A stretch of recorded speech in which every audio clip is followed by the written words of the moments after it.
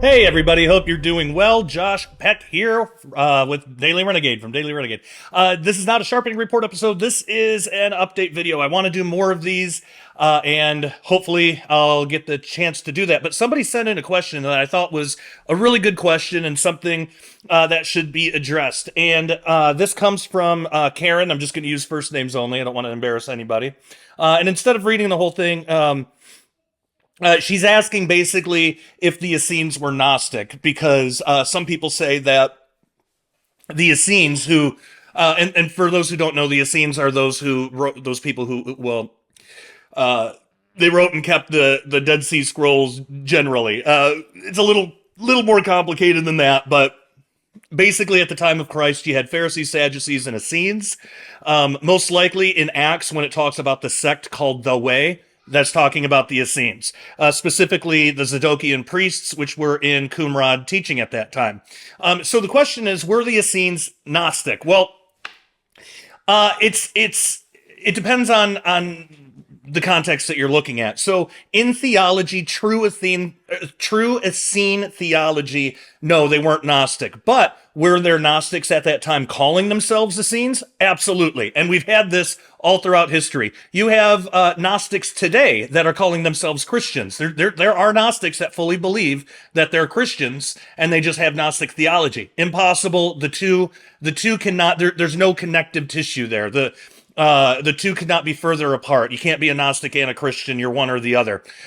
So it was the same with the Essenes. You can't really be an Essene and a Gnostic, because the proper Essene theology that comes from the Dead Sea Scrolls and that was taught by the priests of Zadok and all that has nothing to do with Gnosticism. Just like in Gnosticism, the texts that come, the Nag Hammadi texts and things like that, you're not going to find Essene theology in there. They're totally separate. So then, why the question of Gnostic Essenes? Because this has always been the case, especially when it comes to God's truth.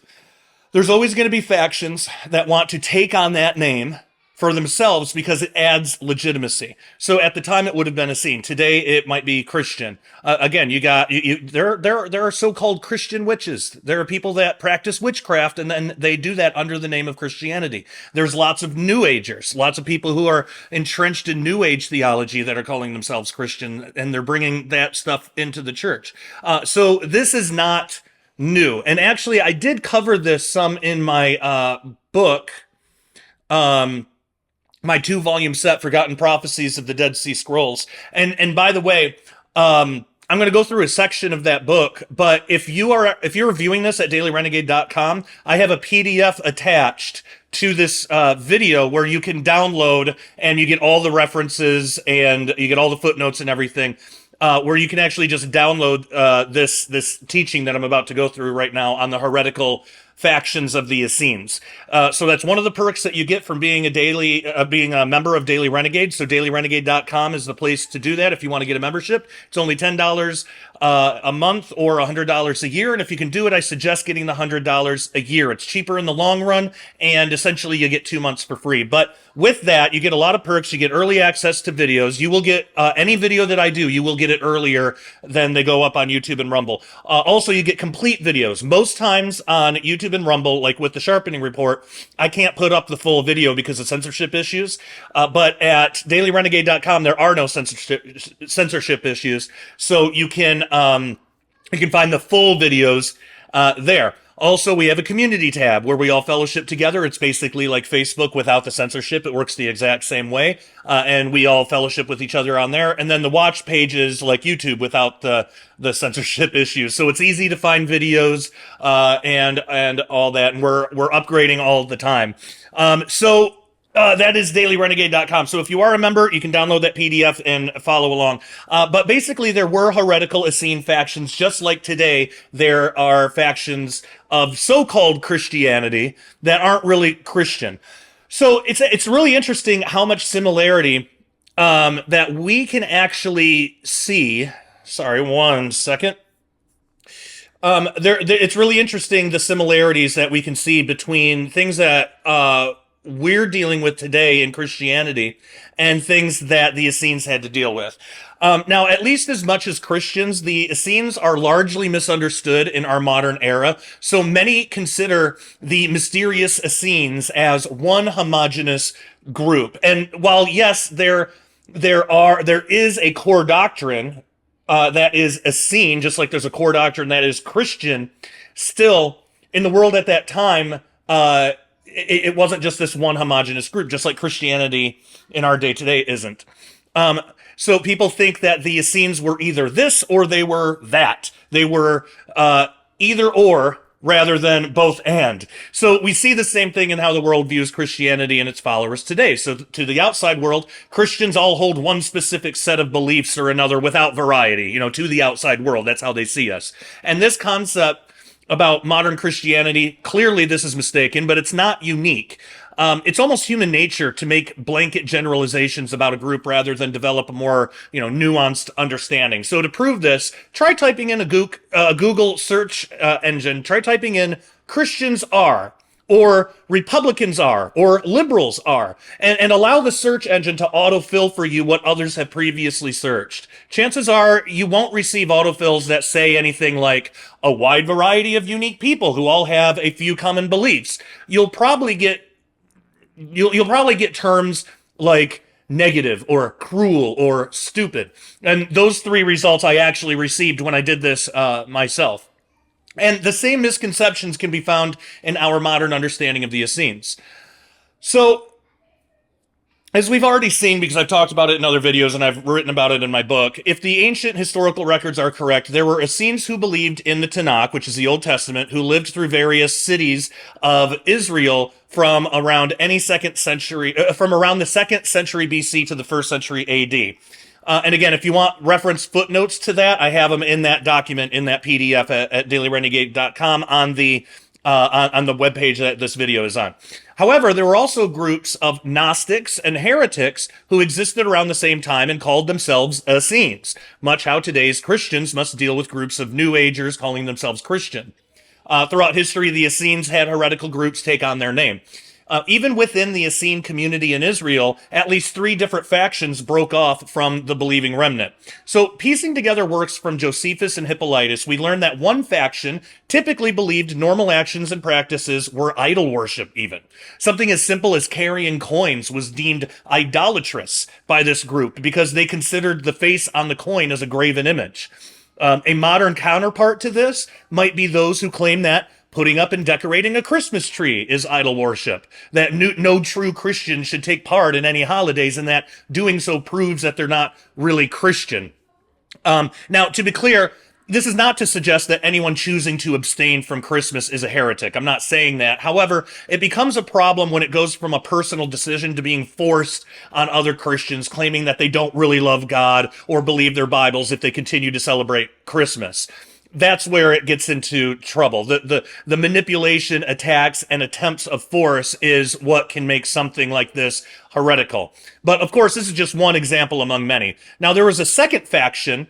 A second faction was violently obsessed with bringing Christian believers back under the law of Moses, especially through circumcision, even to the point of slaughtering those who refused.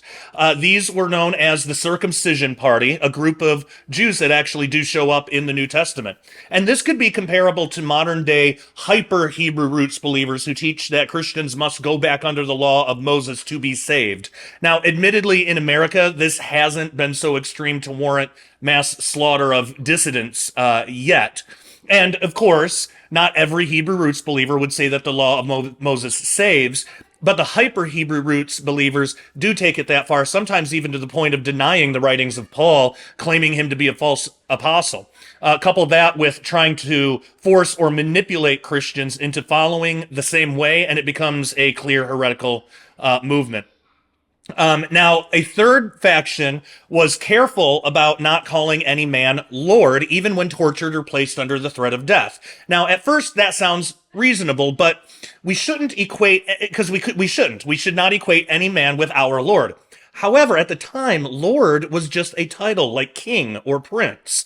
That would be like somebody today not wanting to, call somebody a king or, king, whatever their name is, for fear that, like, well, God's the king, so we can't call him king. The belief was that calling even an actual lord or king or an actual lord by that title would be considered offensive to God, thereby putting a heightened emphasis on the importance of names and titles. Now, this is a lot like those called sacred namers today, who insist that we must pronounce Jesus's Hebrew name perfectly or he won't hear our prayers. Now, sometimes they will also say that we must never call somebody by the title rabbi because of a misunderstanding of half of the teaching by Jesus in Matthew 23, 8 through 12, saying to call no man rabbi. Jesus also says to call no man father, and typically this faction does not advocate against that as well. Now, obviously, it's not that Jesus takes issue with these specific words. Rather, he's making the point that he should be held to a higher place in one's life than anyone's teacher or even father. And I'll also note that I'm not saying anyone who prefers to say the Hebrew name Yeshua rather than the English name Jesus is in heresy. Again, it's only problematic when these things move from being a personal preference to being forced on people through manipulation and telling people they're not really saved or that God's not hearing their prayers unless they do this. That's putting an unnecessary burden on people, which, of course, the Gospels, the Bible speaks out against that. Now, on top of that, there were additional minor divisions, such as Essenes who abstained from marriage, and then there were those who married. These wouldn't necessarily have been considered heretical or wrong. These were more treated as a personal preference, much like today. You have some Christians that just don't want to marry, and the Bible allows for that. It's just basically said that if you're not going to marry, then you should dedicate that time to Christ. You have more time for ministry work, to do the work of Jesus, to spread the gospel, that kind of stuff. So if you're not going to marry, you should spend your time doing that. But that's not heretical or wrong. That's not wrong at all. It's a personal preference. It would be wrong if somebody said, you can't get married or you're not saved, or something like that, or you have to get married or you're not saved. That would be wrong. We wouldn't tolerate that. Now, because of all this, anyone could define all Essenes by any of these groups. I've even heard people say that, well, the Essenes were communists, and they say that because for one thing, not all Essenes lived in Qumran. Like, Essenes lived all throughout Israel. But because they look at the Zadokian priests, the core of Essenes that lived in Qumran, and how they lived, and they're like, well, that's communist. They weren't part of a political party. That's totally not what was going on. And not all Essenes were like that anyway. So you can't use a blanket term on the Essenes and say that Essenes were all this one thing. So you can't, some people might say Essenes were celibate, or Essenes were mystics, or Essenes were vegetarian. Now, any of those claims could be technically true, or even Essenes were Gnostic. Any of those claims could be technically true, but not true of the entire group. This would be true of these little branch off heretical sections, or these other sections that weren't heretical, if an Essene decided to stay celibate. That's not sinful, that's not heretical, it's a personal choice, but they wouldn't have taught that for everybody. They wouldn't have said, everybody, if you're going to believe in Essene theology, you need to be celibate. They wouldn't have said that. And anybody that would be saying that would be in error. Now, and think about it. One could make any number of generalized claims about Christians today, some of which might be true about certain groups of people calling themselves Christians, but it's not, but none of which is true about all Christians. So it's that kind of idea. And I want to throw out there too, isn't it interesting that at the end of the Age of Torah, the Essenes were dealing with these heretical factions, and here we are, roughly 2,000 years later, presumably near the end of our age, and we are running into the same exact things. We might have different names for them, but it's the same heresies. It's the same focuses on these obsessive non-salvation issues. It's just interesting how that carries over, 2,000 years and a half a world apart, and we're still dealing with those things today. So I just wanted to quickly and briefly mention that. and say that yeah, if somebody says that the Essenes were Gnostic, you gotta drill into what they're saying. Are they saying all Essenes? Are they saying a group calling themselves Essenes? Are they saying the teachings of the Essenes? Because true Essene theology comes from the Dead Sea Scroll, most of it the Old Testament, and then you got a few extra biblical books out there too, but most of it was just the core teachings of the Old Testament. You certainly wouldn't call that Gnostic. And then in the Dead Sea Scrolls themselves, which predate Gnosticism technically, I mean, of course, there's always some form of that, but it predates it. When you read through the rest of the Dead Sea Scrolls, there's nothing Gnostic in there. Now, could some Gnostic group later take a Dead Sea Scroll and twist and reinterpret it and try to make it into a Gnostic teaching? Absolutely. Non-Christians do that with the Bible today all the time. They're constantly twisting it and saying that it says stuff that it doesn't say. So yeah, very well, there could have been a Gnostic group out there that used the Dead Sea Scrolls and twisted it to try and teach some kind of Gnostic theology, but that doesn't mean that the Dead Sea Scrolls actually teach Gnosticism, and that doesn't mean that the core of Essene theology was Gnostic. It wasn't. And all you got to do is read the text yourselves to know that. I mean, otherwise, think about it. In the Dead Sea Scrolls, it's the Old Testament. We know the Old Testament is not Gnostic. There's nothing in there that is. So imagine you're in Essene and Qumran. You have the Old Testament, so you got like half of your books that are all saying one thing, but then somehow you have the other half, the rest of the Dead Sea Scrolls that are teaching Gnosticism, and they didn't think to deal with that. Like they didn't address that. They just didn't notice. I mean, it's kind of silly when you think about it. They weren't Gnostic, but I have no doubt whatsoever that there were lots of people calling themselves Essene that were teaching Gnosticism, but weren't really Essenes. So we have to be careful about that, just like we have to be careful today.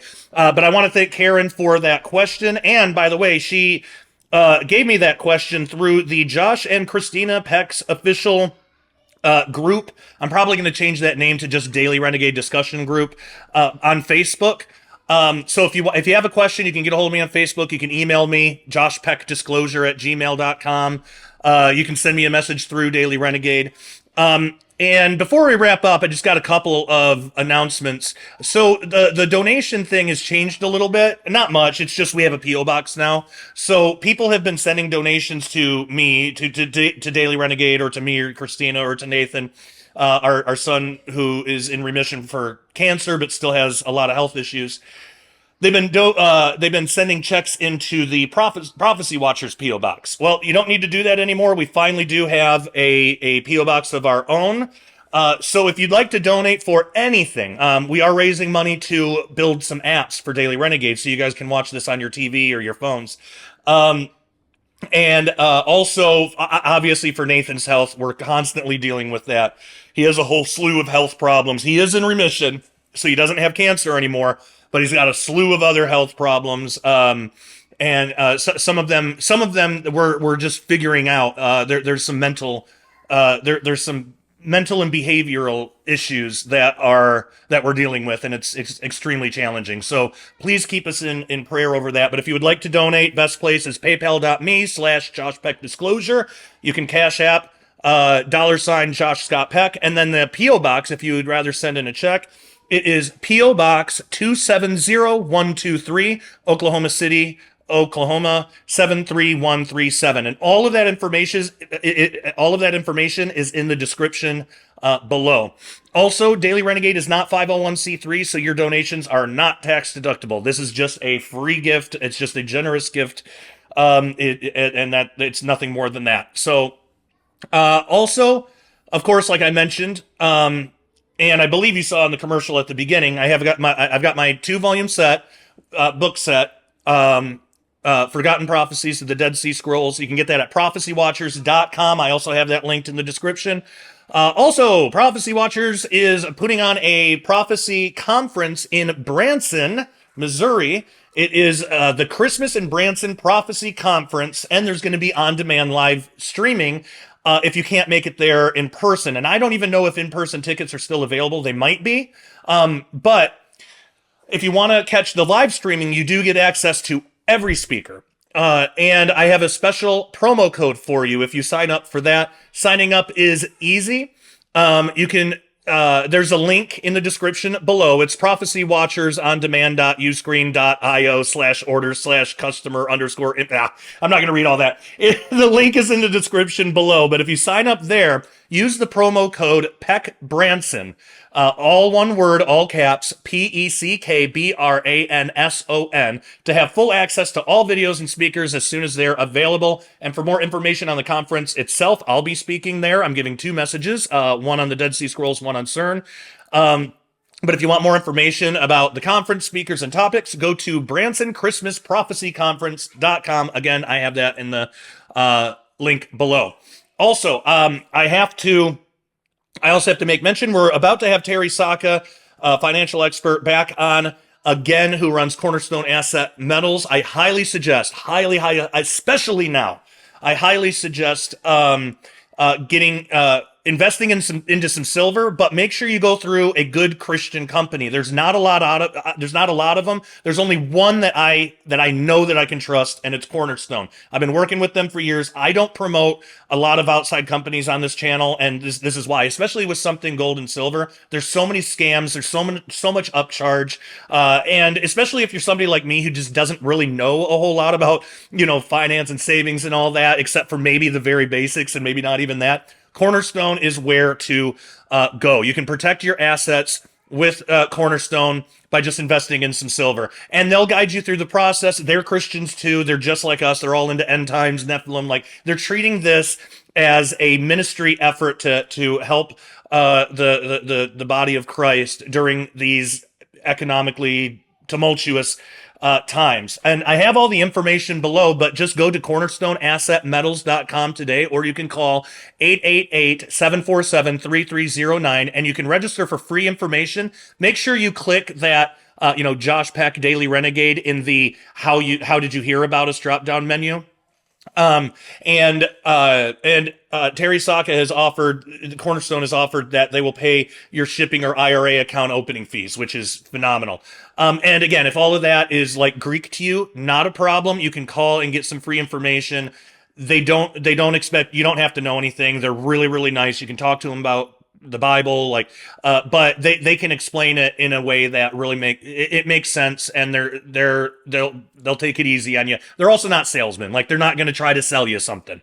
They're just there if you want it, and I highly suggest you do. I mean, we need to protect our assets. Okay, so that's cornerstoneassetmetals.com. Ken Johnson and I have put out the 2025 Dead Sea Scroll calendar. That is available right now, and the link is in the description below. It's at createphotocalendars.com/shop/Ancient Dead Sea Scroll Calendar. Just go to the description below and click that link, or I have an ad on the homepage of Daily Renegade for it, and Ken Johnson at BibleFacts.org in his store. He's got a link for the print calendar as well. So this is an actual calendar that has the prophetic Essene Dead Sea Scroll calendar on the top, and then our regular calendar on the bottom. So you can compare dates, and you can see is it the Festival of New Wine this week, or is it, you can see what's going on, and you can use these for prophetic day counts that you find in the Bible that I talk a lot about in my book. So that is available right now. And let's see, I think that's it. The last thing that I've already mentioned is just to help with increasing medical costs for Nathan and his battle with post-cancer treatment, which is incredibly expensive, and we're going an all-natural route, so insurance doesn't cover it. If you want to help with that, again, that's paypal.me/JoshPeckDisclosure. Okay, I think that is it for today's video. If you have any questions that you would like me to cover on an update video, let me know. I'm easy to get a hold of. I gave all that information before, and I'm happy to help you out. So, Karen, this one's for you. Welcome to the group, and thank you for posting your question. Thank all of you out there for joining me today. Hope you all are doing well, and until next time, take care and God bless.